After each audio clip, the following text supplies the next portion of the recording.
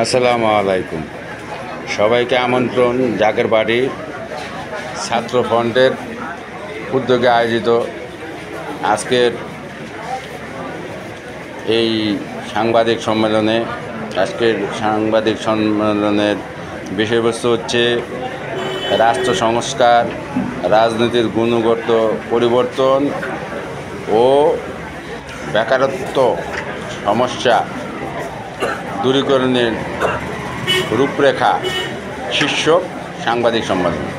এ উপলক্ষে আজকে ছাত্রফ্রন্টের কেন্দ্রীয় সাধারণ সম্পাদক জনাব রবিউল ইসলাম রবি বক্তব্য রাখবেন। ছাত্রফ্রন্টের প্রচুর নেতৃবৃন্দ এখানে উপস্থিত আছেন আমাদের জাকের পার্টির সম্মানিত মহাসচিব জনাব শামীম হায়দার ভাই।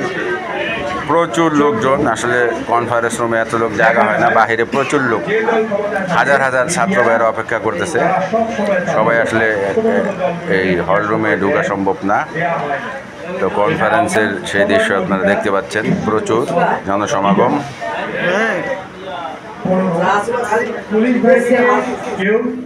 যাতে লাঠিয়াল বাহিনী হিসেবে ব্যবহার করতে না পারে তা নিশ্চিত করতে হবে। প্রশাসন, সেনাবাহিনী এবং পুলিশ বাহিনীকে সম্পূর্ণ অরাজনৈতিক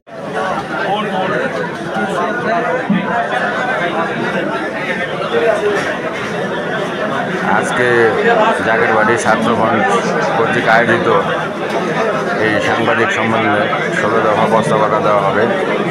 রাষ্ট্র সংস্কার, রাষ্ট্রের গুণগত পরিবর্তন এবং কর্মসংস্থান সৃষ্টির রূপরেখা শীর্ষক আলোচনা। এই সাংবাদিক সম্মেলন এখানে 16 দফা প্রস্তাব করা হবে। এই 16 দফা প্রস্তাবনার চিঠি অলরেডি সকল সাংবাদিক ভাইদের কাছে দিয়ে দেওয়া হয়েছে। প্রচুর মানুষ, প্রচুর লোক সমাগম, সকল ইলেকট্রনিক্স মিডিয়া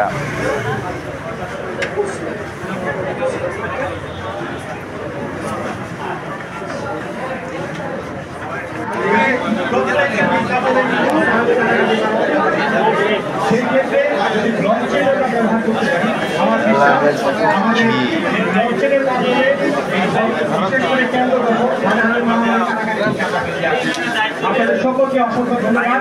আমাদের প্রস্তাবনা থাকবে ব্যাংকিং খাতে ঋণ দেওয়ার ক্ষেত্রে দেখা যায় 10 কোটি টাকা জমি দিয়ে 1000 কোটি টাকা ঋণ দেওয়ার প্রবণতা বাংলাদেশে আছে। এটা আর হতে দেওয়া যাবে না। পত্র পত্রিকার মাধ্যমে জনগণের অর্থের সঠিক চিত্র জনগণের সামনে উন্মোচন করতে হবে, তাহলে দুর্নীতির লুটপাট শূন্যের কোঠায় রাখা সম্ভব হবে।